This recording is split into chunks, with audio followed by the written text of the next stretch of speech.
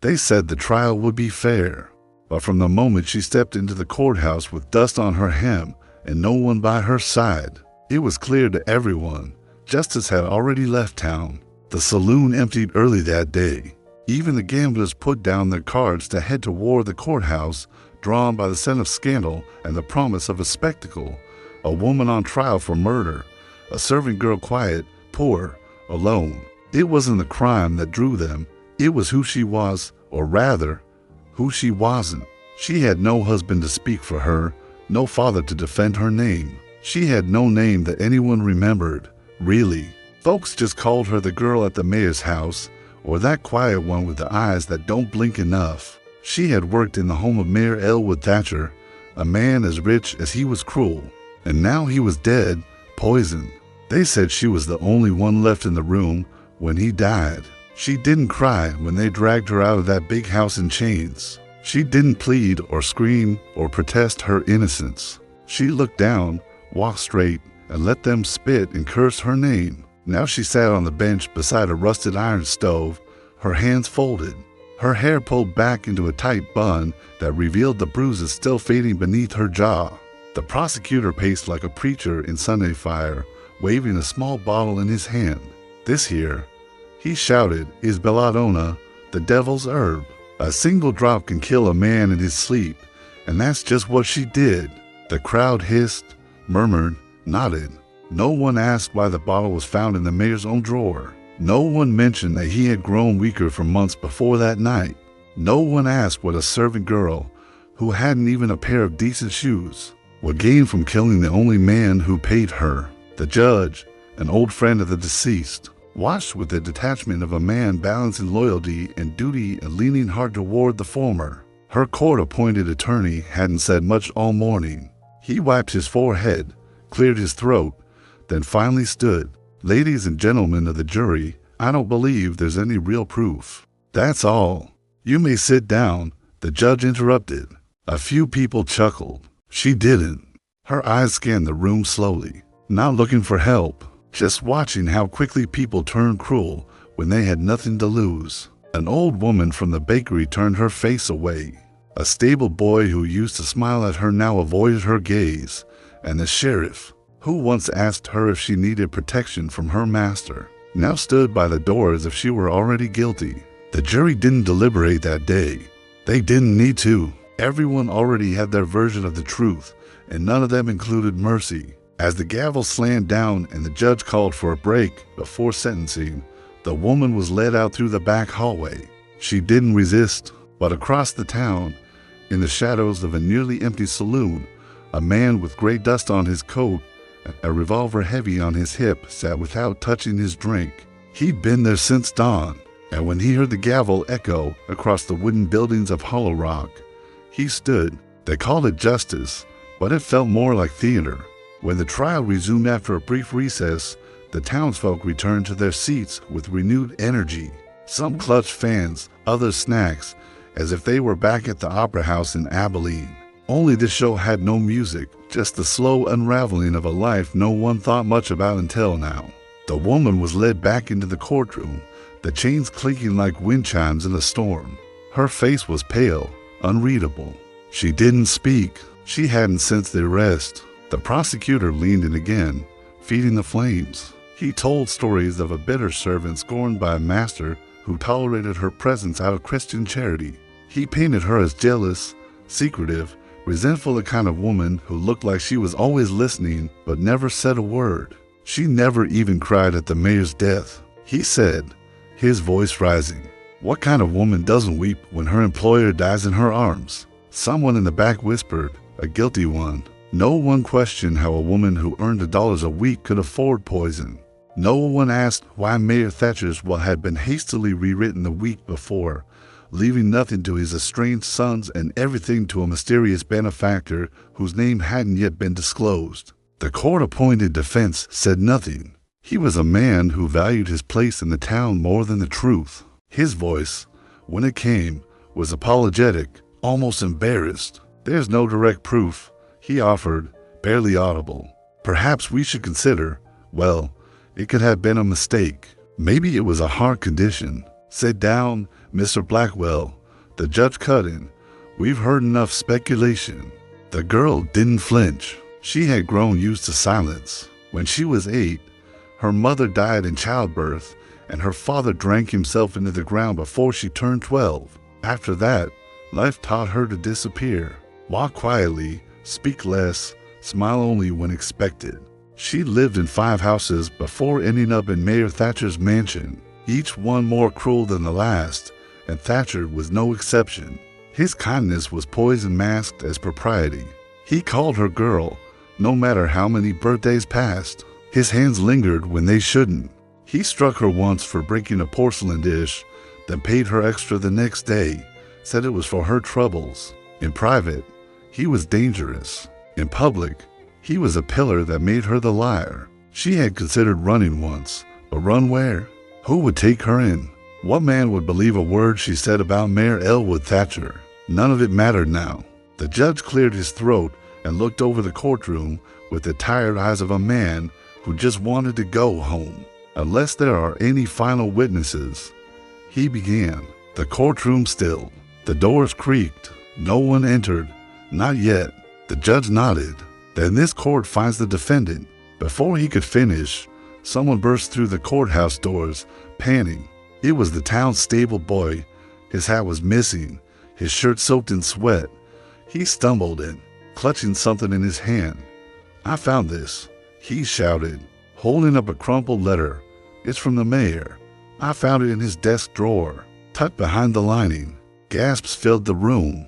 The judge waved the bailiff forward. The letter was snatched and handed up. The courtroom held its breath as the judge read in silence. Then he closed the letter, set it down slowly, and glanced at the jury. "It changes nothing," he said coldly. "The letter is unsigned and unverified. We proceed." And just like that, the hope vanished. The girl didn't look up. She had learned long ago that the truth was not welcome in certain rooms, and this was one of them. The courtroom emptied as dust settled over Hollow Rock. The trial was adjourned for the night, but no one expected surprises in the morning. The girl, still nameless to most, would be declared guilty, sentenced, and forgotten. The town had already moved on to supper and stories. She was returned to a narrow holding cell behind the sheriff's office. The cell smelled of mildew, the walls were cold stone, and the only window was a small slit above eye level, barely enough to see the sky. Still, she sat upright, back straight, hands folded in her lap. No one visited. No one brought her food. Even the sheriff, who once tipped his hat at her in town, avoided her gaze now. His deputy, young, red-haired, and still green, watched her from a distance like she was some caged animal that might snap at any moment. She didn't snap. She didn't speak. She just waited. In town, the conversations continued without her. At the saloon, over whiskey and laughter, the regulars repeated the prosecutor's words with certainty. At the church, they prayed for justice, though whether that meant punishment or mercy, no one really knew. And at the Thatcher house, the mayor's sons gathered to discuss their inheritance. No one spoke on her behalf. Not the housemaid who saw the bruises, not the cook who heard the arguments, not the doctor who had treated Thatcher's failing heart, but stayed silent when asked to testify. No one. They all had something to lose, or so they told themselves. Their jobs, their peace, their place in a town that rewarded silence more than it ever did truth. But the girl had nothing left to lose, and so she sat quietly in that cell, remembering every night she had gone to bed hungry while the mayor dined with guests. Every morning she'd scrubbed the floor only to be told she'd missed a spot. Every time she'd flinched at the sound of footsteps behind her, too scared to turn around. She had accepted that this town would never remember her kindness, only the rumor of her crime. And then, just before midnight, the door to the sheriff's office creaked open, boots heavy. Deliberate? The deputy stood, hand to his holster. A figure stepped in, dusty coat, low-brimmed hat, revolver resting easy on his hip. "Can I help you?" the deputy asked, his voice cracking. The man didn't answer. He walked to the cell and stopped a few feet away. She looked up for the first time. Her eyes narrowed. Recognition flickered, but only for a second. He tipped his hat. "Evening," he said, his voice like gravel soaked in whiskey. "Didn't expect to find you behind bars." She said nothing. "I came for answers," he added, "but seems I came for something more." The deputy cleared his throat nervously. "Sir, visiting Arzar." The man turned his head. The deputy froze. The silence returned. Finally, the stranger looked back at her and spoke softly. "I'll be at the saloon come morning. If you want out of this, I suggest you wait." Then he turned and left, the door swinging behind him. The girl didn't sleep that night, not because she feared what was coming, but because for the first time, someone had walked into her silence and stayed a while. By sunrise, whispers began to float across Hollow Rock like the morning mist. "He's back," murmured the bartender as he wiped the same glass 3 times over. "Didn't think I'd ever see that bastard again." "Who?" asked the piano player, though his hands froze above the keys. The bartender leaned in and lowered his voice. "Cole Maddox." The name sent a chill down the saloon's spine. Cole Maddox wasn't just a man. He was a legend. The kind mothers used to warn their boys about when they thought of joining posses or chasing outlaws. He'd once been the fastest draw west of the Black Hills, a bounty hunter, a drifter, a damn shadow. But he disappeared years ago. Some said he was dead. Others said he'd gone mad. A few swore they'd seen him ride into a storm and vanish like smoke. But now, he was back, and he was sitting in the corner of the saloon, hat down low, nursing a single cup of coffee that had long gone cold. The townsfolk kept their distance. Even the sheriff, when he passed by, pretended not to notice the revolver at Cole's side or the way his eyes watched everything without ever moving. Nobody approached, nobody dared, except the old pianist. He shuffled toward the corner, hands shaking just enough to betray his nerves. "You here for her?" he asked, his voice barely above a whisper. Cole didn't look up. "I'm here because I owe a debt." The pianist nodded, though he didn't understand. "Folks say she did it." "Folks say a lot of things," Cole replied, calm and low. "She ain't said a word in her own defense. That's because nobody ever listened when she did." The old man looked around as if afraid of who might be listening now. "You planning to speak for her?" Cole finally lifted his eyes. Cold, clear, certain.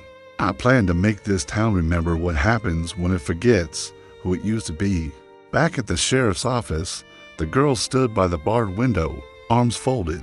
She hadn't been told anything about the stranger who came in the night, but she remembered his voice, his silence, and something deeper, something like the echo of a life she once might have had if things had gone differently.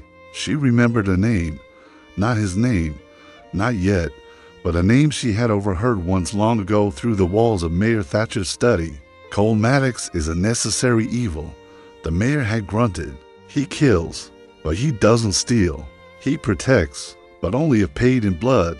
That name had lingered in the corners of her mind ever since. The name of the man Thatcher had once hired to scare off a rival, a man who vanished after one bloody night that no one dared discuss, a man who now sat, waiting. Not far from the courthouse, the town tailor turned the sign on his door to closed. At the bakery, the owner burned the morning loaves, distracted by what he saw outside, a stranger in a dark coat walking toward the square. At the saloon, the bartender poured another drink with a trembling hand. The town had spoken her guilt before a verdict had ever been read, but now a name they had buried deep had come back to life, and it carried judgment of its own. The sun climbed higher, but the usual bustle of Hollow Rock slowed to a cautious crawl. The saloon should have been alive by midday, filled with chatter and clinking glasses. Instead, it sat in a strange hush, like the whole town was holding its breath. Only the swinging doors creaked as people peeked in, glanced at the man in the corner, and chose to leave quietly. Cole Maddox hadn't moved since dawn. He sat in the far booth, his hat shadowing his face, hands resting atop the tablecloths, but not too close to the revolver holstered at his side. He hadn't ordered another drink. He hadn't eaten. He just waited. The piano stayed silent. The bartender polished glasses that didn't need polishing. Every now and then, someone would enter curious, brave, or stupid Dan stopped dead at the sight of him. A few whispered his name only to be silenced by a glare from those who remembered what he was capable of. By noon, the sheriff himself stepped inside. He walked slowly, shoulders stiff beneath his badge, trying to look like the law still held weight. "Maddox," he said with a nod. Cole didn't respond. "You passing through?" Silence. The sheriff cleared his throat. "We don't want any trouble." "Then stop making it," Cole replied, low and even. The sheriff shifted. "If this is about the girl, it is. She was tried fair and square." Cole looked up, his eyes sharp.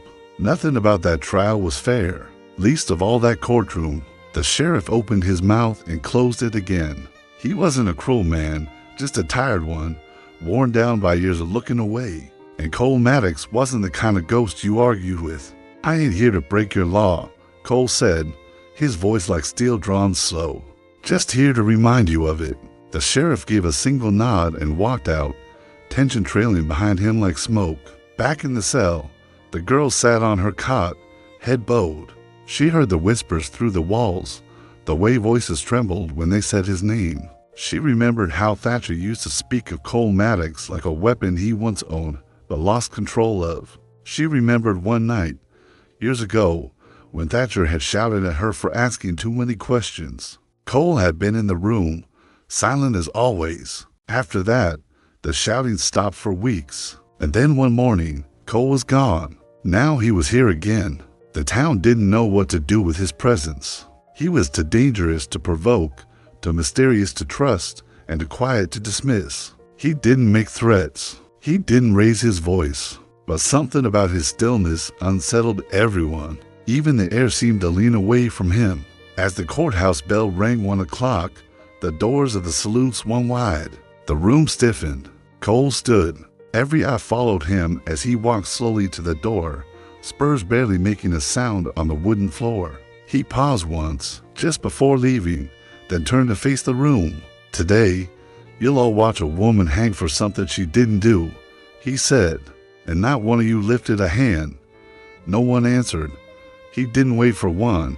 He walked out, and behind him, a silence deeper than gunfire settled over Hollow Rock. The courthouse filled early.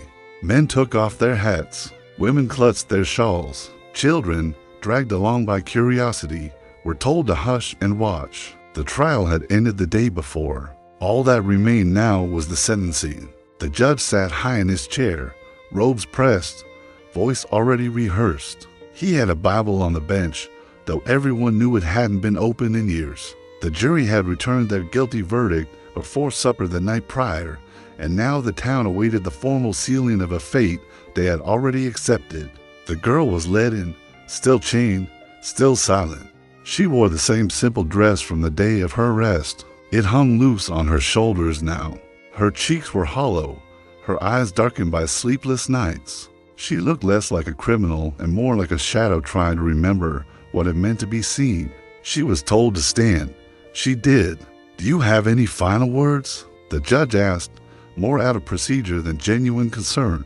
She shook her head. Then the judge began the sentence. His words were heavy and ornate, full of legal weight and biblical references, as if poetry could mask the ugliness beneath it. He spoke of justice, of the sanctity of life, of how this court does not take pleasure in such decisions. And then the door opened. The heavy creak stole every eye in the room. Footsteps followed, slow, deliberate, echoing through the wooden chamber like distant thunder. Cole Maddox stepped inside. The judge paused mid-sentence. The sheriff rose halfway, then sat back down. The girl didn't turn. She didn't have to. She knew. Cole walked straight down the center aisle. No one dared stop him. No one even whispered his name. He reached the front and stood just behind her. The judge cleared his throat, trying to regain his rhythm. "This court finds the defendant guilty. She's my wife," Cole said. The words dropped like a hammer on stone. Gasps swept the room. A child whimpered. Someone in the back whispered, "That can't be true." The judge narrowed his eyes. "What did you say?" Cole's voice remained even, calm. "I said she's my wife. You're interrupting official court business. I'm correcting it." The judge tried to assert authority. "This is a court of law, sir, not a saloon for storytelling." Then let the truth speak, Cole said. He reached into his coat slowly, carefully, and pulled out a folded paper. Marriage license, filed in Dust Creek, 3 towns over. 2 years ago. The sheriff, pale and sweating, walked forward and took the document. He read it once, then twice. He looked at the girl. She showed no emotion, only blinked. The judge scoffed. Even if this is true, and I doubted, it has no bearing on her guilt. It has bearing on why she was left alone, Cole answered. Why no one stood beside her? Because no one knew. He turned to the crowd. You watched her suffer, and you did nothing. No one met his gaze. The judge, flustered, slammed the gavel once. This is highly irregular. Cole stepped closer to the girl and said quietly, You're not alone anymore. And for the first time in the entire trial, her hands shook. She wasn't crying, but something had cracked in her stillness. Not broken, just open. For several seconds, the entire courtroom stood still. The gavel rested crooked on the judge's bench, unused since Cole Maddox had spoken. The sheriff held the marriage license like it might catch fire in his hands. And the jury, so firm in their judgment just hours ago, now stared at the woman as if seeing her for the very first time. She remained quiet, but her stillness had changed. No longer the quiet of a woman abandoned. Now, the quiet of a woman under protection. The judge leaned forward, trying to regain control. Even if this marriage is valid, it doesn't absolve her of murder. This trial is about justice, not romance. Cole stepped forward once, just once. That was enough. I'm not here for romance, he said. I'm here because you lied. All of you. Murmurs rippled across the benches. She begged for help before the mayor died, Cole said. I was there. I heard her. I saw the bruises. I saw how he kept her working through fever, through injury. I left because I couldn't kill a man for something the law should have stopped. He looked around, his voice low and sharp. But you never stopped it. You watched. You gossiped, and now you call yourselves just. The judge's face turned red. You're not an officer of this court. You have no authority here. I don't need authority, Cole replied. I have truth. He turned to the sheriff. You remember that cut on her lip. You saw it. You asked if she wanted to press charges. The sheriff swallowed hard and nodded slowly. She said no, said it'd only make things worse. She was right, Cole added. Because it did. The judge tried again to interrupt, but this time Cole spoke first. I came back not to rescue her, but to remind you what you buried.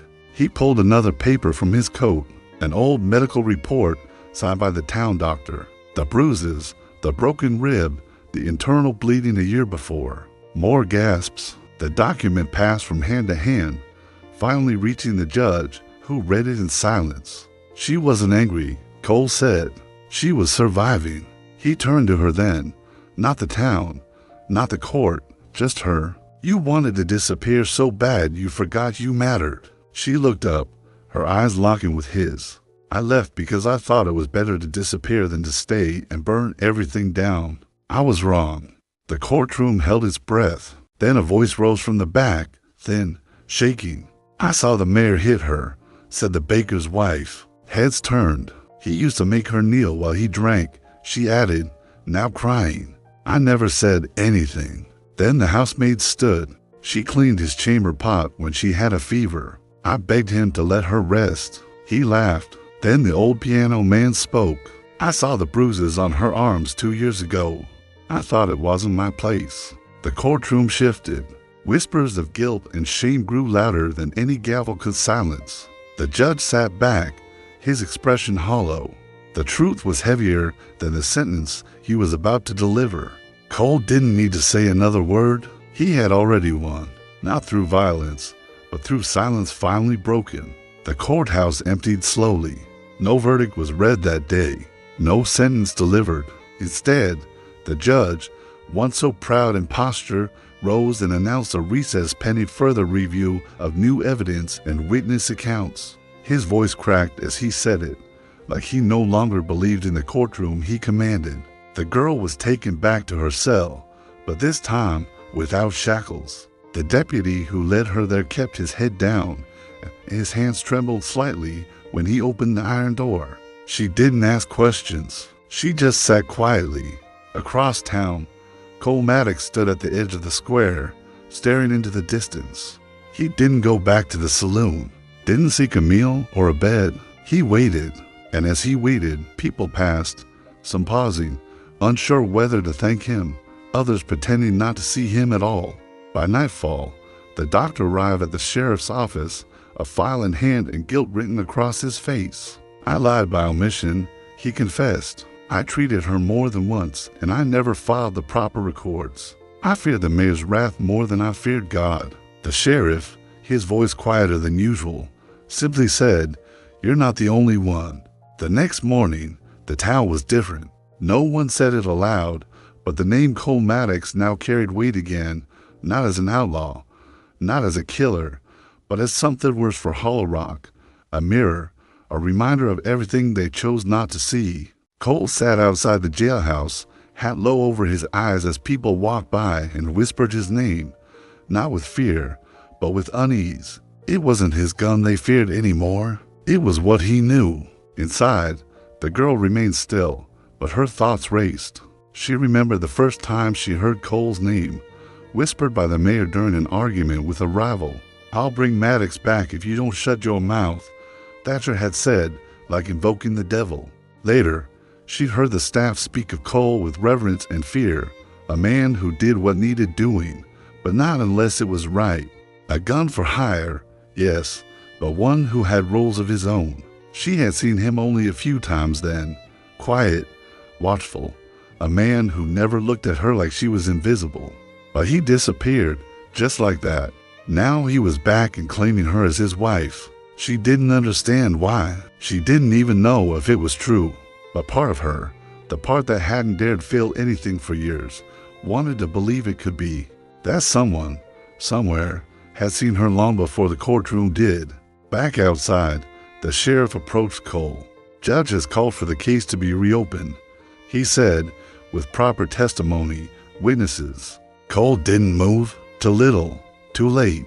"Maybe," the sheriff said, "but maybe not for her." Cole looked up. The sheriff hesitated, then added, "You really married her?" Cole shrugged. "It doesn't matter. Matters to some of us." Cole stood. "Let the town do what it needs to, but make sure when it's done, she walks free. And you? I'll be gone by then." The sheriff didn't stop him, just nodded. As Cole turned away, a voice rose behind him, small, steady. "She deserves more than freedom." He turned. The piano man stood in the square, old and bent, but his eyes clear. "She deserves a place, a name, something that lasts longer than shame." Cole tipped his hat. Then maybe it's time Hollow Rock remembered who it used to be. The reopening of the trial was announced by the ringing of the church bell, not by law, but by the will of the people. No official document declared it. No public notice posted it. But the town came anyway. They came because they had seen something they hadn't expected. Truth that didn't scream, didn't threaten, didn't beg, just stood its ground and stared back at them with hollow eyes and bruised wrists. They came because the girl no longer seemed like a stranger. She seemed like someone they had failed. The church opened its doors because the courthouse could no longer be trusted. The pews filled slowly. First the baker and his wife, then the housemaid, then the cook, the piano man, the stable boy, each one taking their place, as if to say, "We were wrong." Cole Maddox didn't sit. He stood near the back, arms crossed, watching. She entered with the sheriff. No chains this time, no boat head. Her steps were still cautious, but her spine was straight. And when she sat on the witness bench, something changed. She spoke for the first time since her arrest. "I didn't kill him," she said. Her voice was soft, but it held. "I wanted to, many times, but I didn't." She looked around the room, not in anger, but with a kind of sadness that made grown men shift in their seats. "I begged for help. I prayed. I stayed silent because I thought it would keep me safe." She turned toward the judge, now seated without robes, a man like any other. It didn't. One by one, the townspeople came forward. The maid testified to the mayor's temper. The cook spoke of long nights, the girl, well, without food. The stable boy confirmed he saw the mayor strike her more than once. Even the judge, shamed by what he had seen and allowed, admitted he had known the rumors but never asked questions. By the end of the day, the verdict was not read aloud. There was no need. The truth had returned, not in fury, but in faith, in the belief that redemption, though slow, still had a place in the West. Outside, the sun dipped low. Cole waited at the edge of town, horse saddled, coat draped over one shoulder. She found him there. "I don't remember marrying you," she said plainly. "You didn't," he answered. She blinked. "The papers are real, but they were never filed." "Why bring them?" "Because they believe me before they believe you." She studied him. "So you lied for me?" "No," he said. "I lied with you." A breeze caught the hem of her dress. "You can stay," he added. She hesitated. "And be your wife?" "You don't owe me that," he said. "You don't owe me anything?" He turned, ready to mount, but she stopped him with one word: "Wait." He paused. "I don't want to stay in Hollow Rock," she said, "but I don't want to walk alone anymore." He met her gaze, and for the first time in years, she saw something in the man's eyes that didn't ask anything of her, only offered a place to rest. She stepped forward, he offered his hand, and together, they turned away from the town that had once called her nothing. They didn't ride far, just far enough that Hollow Rock faded behind them, swallowed by dust in the setting sun. No destination spoken, no plans laid out, just two souls moving forward quietly, steadily, without chains. At dusk, they stopped at a roadside, and just beyond the ridge, a wooden sign creaked in the wind. The letters faded, but still legible: Mercy's Rest. Inside, the tavern was nearly empty. A single lantern lit the room in amber glow. An old woman behind the counter looked up as they entered, her eyes sharp, then softened when she saw the girl's face. "Room's yours if you want it," the woman said, no questions asked. Cole nodded and paid. They sat near the fire, not close, but not far. He ordered food, nothing fancy, just stew and cornbread. She hadn't realized how long it had been since she'd eaten a real meal. Not since before the arrest, maybe not even before that. She sat with her hands folded in her lap until the food arrived. Then, slowly, she reached for the spoon. Cole didn't watch her. He just ate. No words, no questions, no expectations. But when she finished half the bowl, he glanced over. "Want the rest?" he asked. She shook her head. "No, thank you." He pushed his bowl toward her anyway. She hesitated, then took a bite, and in that small gesture, something unspoken passed between them. A truce, a beginning. Not love, not yet, maybe not ever, but something solid, something true. She set down the spoon and leaned back. "You really were going to leave after the trial?" she asked. Double quotes, "Yes." "Why?" "Because I didn't think you'd want a reminder of that place." She studied him in the firelight. "Maybe I don't, but I do want something to look forward to." Cole didn't smile. He rarely did, but his eyes softened. "What do you want?" he asked. She looked down at her hands, one so steady, now trembling just enough to feel real. "A place I can walk into without hearing whispers," she said. "A name I can speak without shame." He nodded. "And a table," she added. That made him pause. A table. One where someone saves me a seat, where I don't have to earn it. Cole reached across the table, not to touch her, but to straighten the spoon that had gone crooked. "Then we'll build that," he said. "No promises, no vows, just truth." The old woman behind the counter brought them tea without asking. She'd seen many travelers pass through, but few with eyes so tired and quiet. As the fire crackled low, the girl looked out the window. The stars had come out. She wasn't anyone's servant anymore. She wasn't the girl with no name. She was someone who had stood trial alone and walked away with someone who saw her, not as broken, but as beginning. And that night, in a place called Mercy's Rest, the souls shared a table built not from wood, but from silence, survival, and something that might one day be called love.